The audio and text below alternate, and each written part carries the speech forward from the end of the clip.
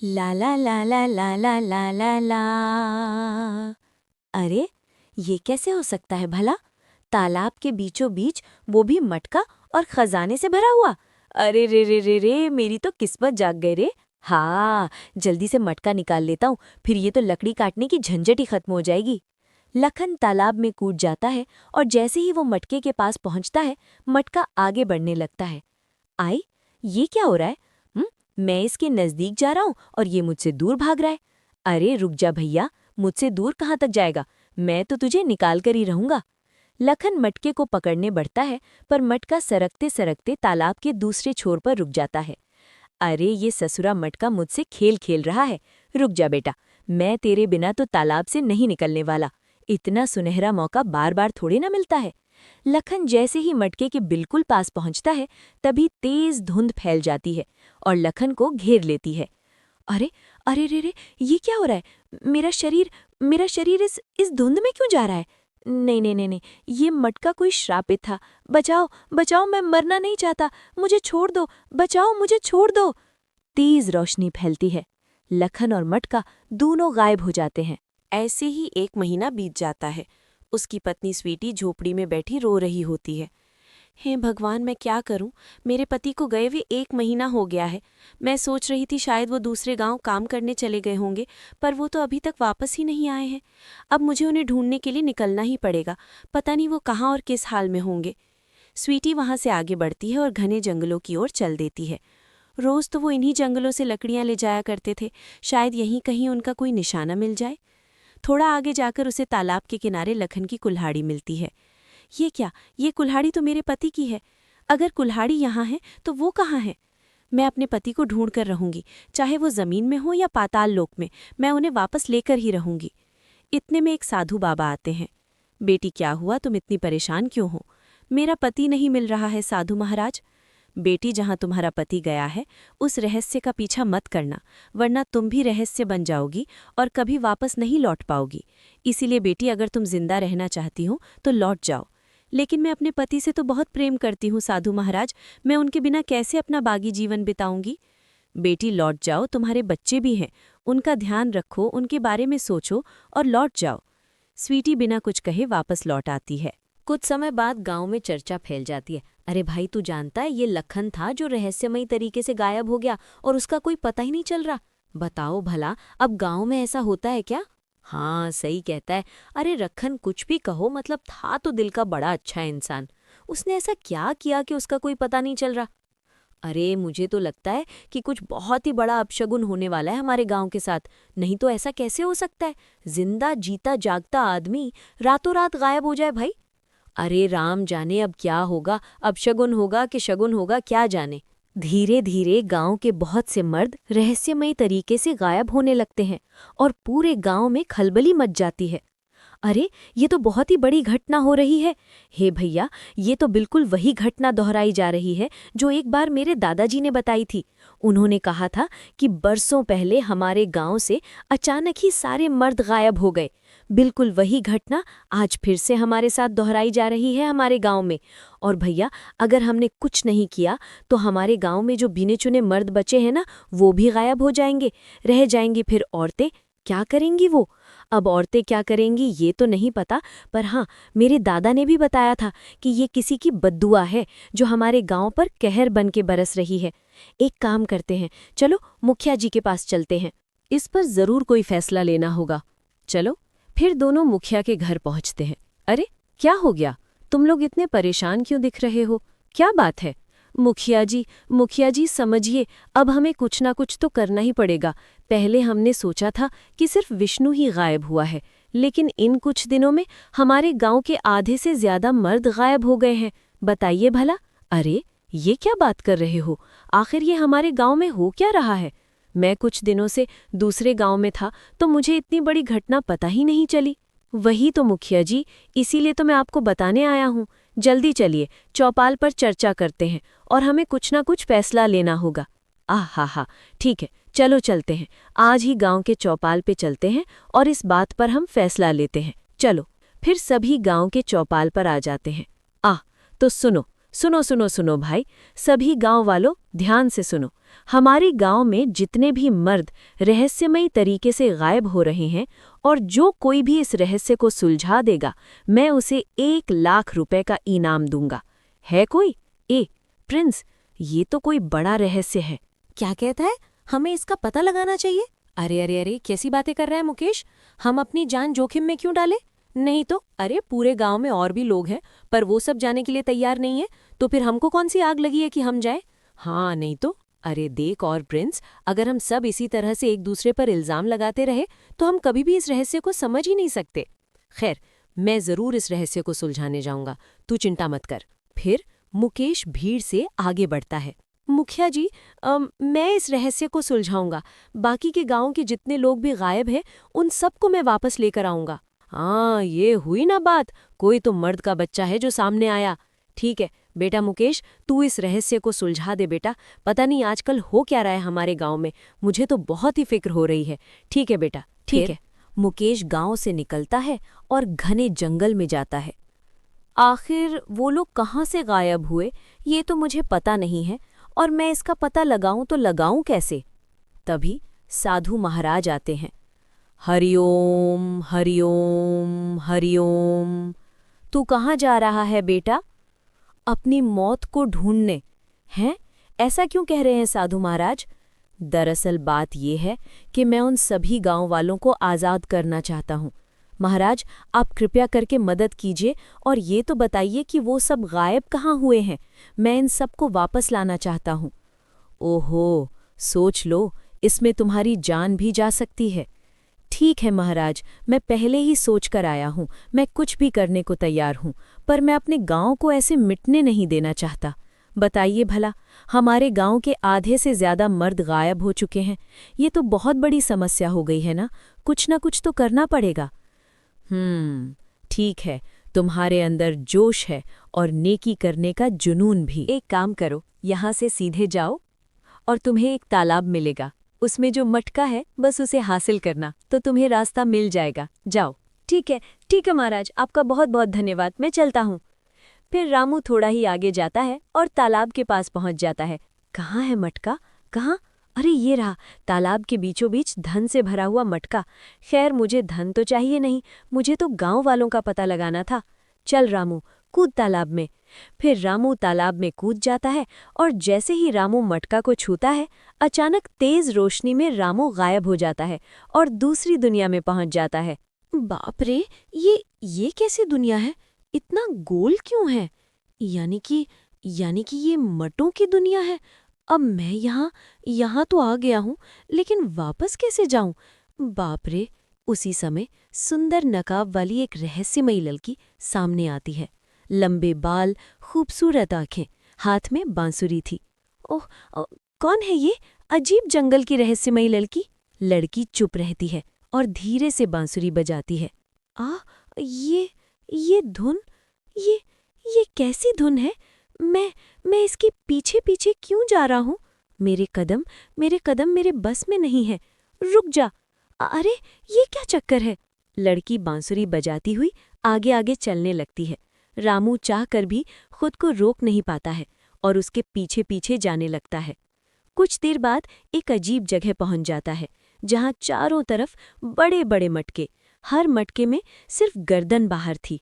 बाप रे बाप, इतने सारे मटके, और वो भी इतने बड़े बड़े, और एक एक गांव वालों का सिर्फ गर्दन दिख रहा है।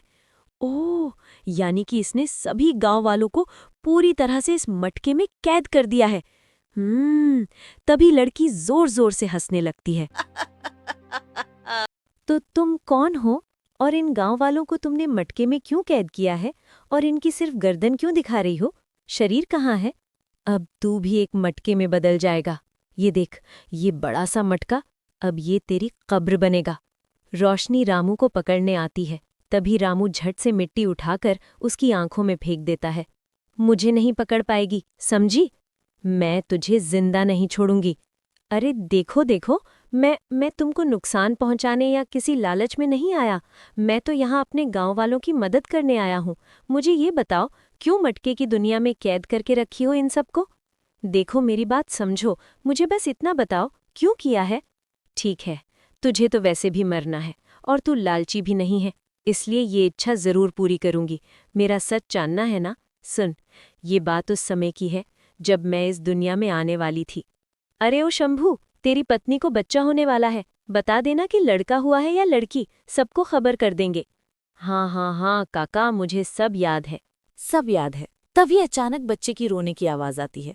हाँ, जा जा जा जा जा जा जा जा जा, देख तेरी पत्नी को बच्चा हो गया, देख तो सही बेटा है या बेटी। हाँ हाँ ठीक है काका, मैं अभी देखकर बताता हूँ, रुको। शंभू घर के अंदर जाता है। जी, मेरा बच्चा इस दुनिया में आ गया है जी। अच्छा ठीक है, बच्चा तो आ गया, पर ये बता लड़का है या लड़की।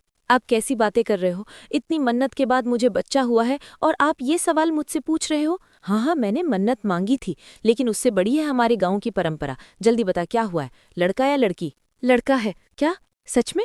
मुझे लड़का हुआ है। हाँ, बहुत बड़ा बोझ हल्का हो गया। अब मैं खुशी से पूरे गांव में कह सकता हूँ मेरे घर लड़का हुआ है। शंभू झोपड़ी से बाहर निकलता है। अरे काका, बधाई हो बधाई हो। अरे बेटा हुआ है मुझको, बेटा। हाँ। ये तो बड़ी खुशी की बात है। पूरे गांव में मिठाई बांटी जाएगी और सभी ओर ढोल नगाड़े बजाकर बताया जाए हमारे गांव में बेटा ही पैदा हुआ है। खुशी मनाने लगते हैं। ऐसे ही धीरे धीरे वक्त बीतता है और देखते ही देखते 4 साल बीत जाते हैं। मेरी बेटी रोशनी, तुम अब 4 साल की हो गई हो, पर किसी को आज तक ये नहीं पता चला कि तुम मेरी बेटी हो या बेटा। जब तक हो सके मैं किसी को पता भी नहीं चलने दूंगी कि तुम मेरी बेटी हो, मेरा बेटा नहीं। उसी समय शंभू पीछे से सुन लेता है। ममता, ये तूने झूठ बोला, ये बेटी है। तुमने तो कहा था कि ये बेटा है। ये बात अभी जाकर गांव वालों को बताता हूँ। तूने झूठ क्यों बोला? ये आप कैसी बातें कर रहे हो जी? ये आपकी बेटी है, हमारा खून है। ऐसा मत करिए भगवान के लिए। हमने ये बात 4 साल तक गांव वालों से छुपाई है, आप भी मत बताइए। देखो, इतनी मासूम सी बच्ची है, ऐसा मत करिए। नहीं, पूरे गांव वालों की जान मैं खतरे में नहीं डाल सकता, और ये तो बहुत बड़ा पाप हो गया है, वो भी 4 सालों तक ये हमारे गांव में जिंदा है। अब पता नहीं ये पाप धुलेगा भी कि नहीं धुलेगा। शंभू घर से निकल पड़ता है। माँ, पिताजी ऐसा क्यों कर रहे थे? क्या मैं पाप हूँ क्या माँ? नहीं बेटी, तू बिल्कुल पाप नहीं है, तू तो मेरी लक्ष्मी है। पता नहीं अब क्या होने वाला है। दूसरी तरफ शंभू बूढ़े व्यक्ति के पास पहुंचता है। क्या हुआ शंभू, तू आज बहुत घबराया हुआ लग रहा है, क्या बात है? काका, अब बात यह है कि मेरी पत्नी ने झूठ बोला था और मेरे घर में जो बेटा है वो बेटा नहीं बल्कि बेटी है, बेटी। उसने सबसे सच छुपाया और बल्कि मुझसे भी ये सच छुपाया। चलिए चलिए काका, हमें इसका समाधान करना ही होगा। नहीं नहीं नहीं नहीं नहीं, ये तो बहुत बड़ा पाप हो गया है। अरे 4 साल हो गए, तू क्या बेहोश रहता था अपने घर में? नालायक कहीं का। अब तो हमें उसे जान से मारना ही होगा, नहीं तो हमारे गाँव में पता नहीं कितनों की बलि चढ़ जाएगी। तो हम क्या करें काका, जल्दी से रास्ता बताइए। आप ही तो इस गांव के गुरु हैं, आप जो कहते हैं वही हम लोग करते हैं। इतने बड़े पाप को हम कैसे धोएंगे? तो देखो, हम इसे ऐसी सजा देंगे कि इसके बाद कोई भी इस गांव में बेटी पैदा करने से पहले 100 बार सोचेगा। हम इसे आसान मौत नहीं देंगे। तुम्हारी बेटी को हम एक जादू के मटके में कैद कर देंगे और तालाब के किनारे छोड़ देंगे, जिससे तुम्हारी बेटी तड़प तड़प के मरेगी और उसकी चीख सुनकर गांव की सभी औरतों के दिल में डर बैठ जाएगा, तो वो हमसे आगे भविष्य में कभी सच नहीं छिपाएंगी। हाँ ठीक है काका, जैसा आपको ठीक लगे वैसा करते हैं, लेकिन मटके में हम उतनी बड़ी बच्ची को कैद कैसे करेंगे? चिंता मत कर, मुझे जादू आता है। मैं उसे तुम्हारी बेटी को मटके में कैद कर दूंगा ताकि उसे कोई भी ना निकाल पाए। चलो अब चलते हैं, चलो। फिर सभी गांव वाले, शंभू बूढ़ा व्यक्ति, ममता के घर आते हैं। आप लोग यहाँ से चले जाइए, यहाँ से। मैं अपनी बेटी को किसी भी कीमत पर नहीं दूंगी। अरे तुम दोगी कैसे नहीं? मैं इस पाप को अपने घर में नहीं रख सकता। अरे दे, जल्दी से मेरे घर से निकालना है इसको। अरे ला दे, चल चल चल, तू चल मेरे साथ। शंभू रोशनी का हाथ पकड़कर घसीटता है। नहीं नहीं पिताजी, मुझे छोड़ दीजिए। माँ, मुझे बचाओ माँ, मुझे नहीं जाना है माँ। आपके पास रहना है, भगवान के लिए छोड़ दीजिए। मेरी बेटी को छोड़ दो। तुम लोग ये क्या कर रहे हो? तुम लोग ठीक नहीं कर रहे हो। मेरी बेटी को छोड़ दो। ममता आगे बढ़ती है, तभी पैर फिसलता है और सिर पत्थर से टकराकर उसकी मृत्यु हो जाती है। नहीं, ऐसा मत करो, भगवान के लिए छोड़ दो मेरी माँ को। क्या हो गया है? उसके सर से खून निकल रहा है पिताजी, देखिए ना। चुप हो जा, उसको तो मैं बाद में देखूंगा। उसने जो किया उसकी सजा तो उसे जरूर मिलेगी। पहले तुझे मौत की सजा देंगे। चल, हाँ, ये देख मटका, इसे यहाँ पर रखो, रखो। फिर बूढ़ा व्यक्ति मंत्र पढ़ता है। रोशनी मटके में कैद हो जाती है। मुझे बाहर निकालो, पिताजी, मेरा दम घुट रहा है, इस मटके से मुझे बाहर निकालो। अब इस मटके को ले जाकर तालाब के किनारे रख दो। वहां पर 2 दिन तक ये इसी तरह से मटके में रहेगी तो खुद ही दम घुटने से मर जाएगी। ले जाओ इसको। शंभू मटका तालाब किनारे रख देता है। कोई है? मुझे बाहर निकालिए। माँ, पिताजी, मुझे इस मटके से बाहर निकालो। उसी वक्त साधु महाराज आते हैं। अच्छा, तो इस मासूम बच्ची को इस मटके में कैद कर दिया है। फिर साधु शक्ति से मटका खोल देते हैं। मेरी माँ कहाँ है? मुझे मेरी माँ के पास जाना है। रुक जाओ, अगर तुम अपने माँ के पास गई बेटा, तो तुम्हारी माँ तो इस दुनिया में नहीं है, और अगर गांव वालों ने तुम्हें देख लिया तो तुम्हें फिर से यहाँ मरने के लिए छोड़ देंगे। ऐसे गांव वाले मेरे साथ क्यों कर रहे हैं? मैं तो किसी का कुछ बिगाड़ा भी नहीं है, फिर भी गांव वाले इतनी नफरत मुझसे क्यों कर रहे हैं? तो नहीं जानती बेटा, इस गांव की ना बहुत ही क्रूर प्रथा है बेटी। इस गांव में एक भी लड़की पैदा नहीं होती है, और अगर कोई पैदा हो भी जाती है तो पैदा होते ही उसे मारकर फेंक दिया जाता है। लेकिन तुम्हारी माँ ने पूरे समाज के खिलाफ जाकर तुम्हें 4 सालों तक पाला। वाकई में तुम्हारी माँ सच में तुमसे बहुत प्यार करती थी। वो देखो, पूरे समाज के खिलाफ चली गई। अपनी शक्ति का सही इस्तेमाल करना। साधु वहां से चले जाते हैं। शक्ति? कैसी शक्ति? मुझे भूख लगी है, मुझे खाना चाहिए। उनके सामने खाना प्रकट होता है। अच्छा, तो मतलब साधु महाराज ने मुझे शक्ति दी, मैं जो चाहूंगी सो कर सकती। गांव वालों से गिन गिन के बदला लूंगी। उन सभी को सिर्फ बेटा ही चाहिए ना। मैं गांव के सारे मर्द को मिटा दूंगी, एक भी मर्द जिंदा नहीं रहेगा। तभी तेज रोशनी फैलती है और रोशनी मटके में चली जाती है। मैं सभी मर्द से नफरत करती हूँ क्योंकि उनको बेटी बोझ लगती है। इसीलिए मैं दुनिया के सारे मर्द को खत्म कर दूंगी और सिर्फ बेटियां ही बेटियां बचेंगी। रामू की आंखों से आंसू निकलने लगते हैं। देखो, तुम्हारे साथ जो हुआ वाकई में वो बहुत गलत था, पर तुमने अपने गांव के लोगों के साथ जो किया वो तो सही था, पर आसपास के और मेरे गांव के लोगों की क्या गलती थी?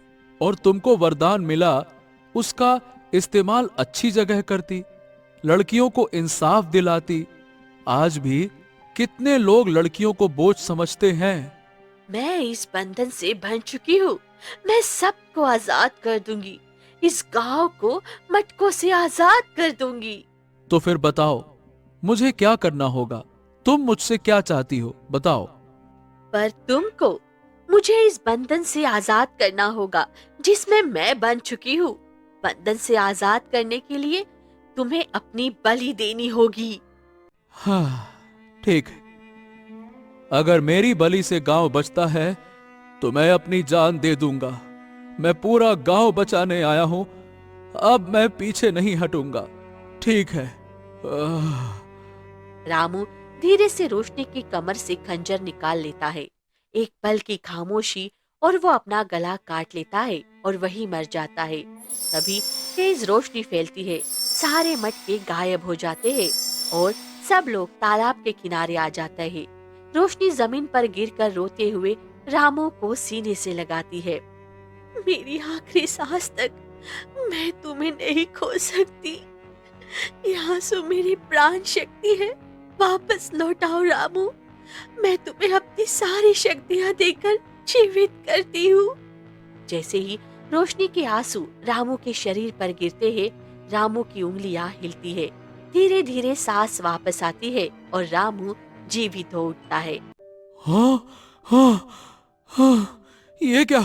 मैं तो मर गया था, फिर मैं ये जीवित कैसे हो गया? ये क्या चक्कर है?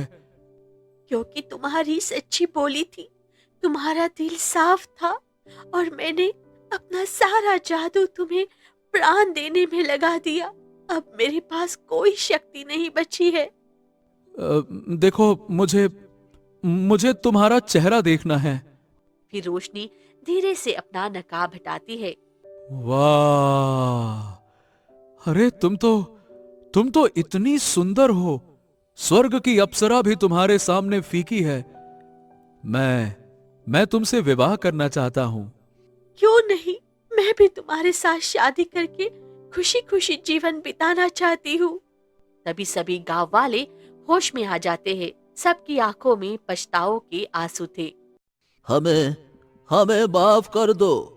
हमें बेटियों से नफरत थी, पर आज हमें एहसास हो गया कि हमने बहुत गलत किया। हाँ, चलो भाई, अब इन दोनों की धूमधाम से शादी कर देते हैं और ये प्रण लेते हैं कि आज से हमारे गांव में बेटा हो या बेटी, सब भगवान का दिया हुआ आशीर्वाद रहेगा। कोई किसी से नफरत नहीं करेगा। बोलो, बेटा हो या बेटी, सब हो एक बराबर। ढोल नगाड़े बजने लगते हैं। सबके सामने रामू और रोशनी का विवाह होता है, जिसके बाद साधु महाराज कहते हैं, जो इस वीडियो को देख रहा है, लाइक सब्सक्राइब नहीं करने पर वो बुरी मुसीबत में फंस सकता है।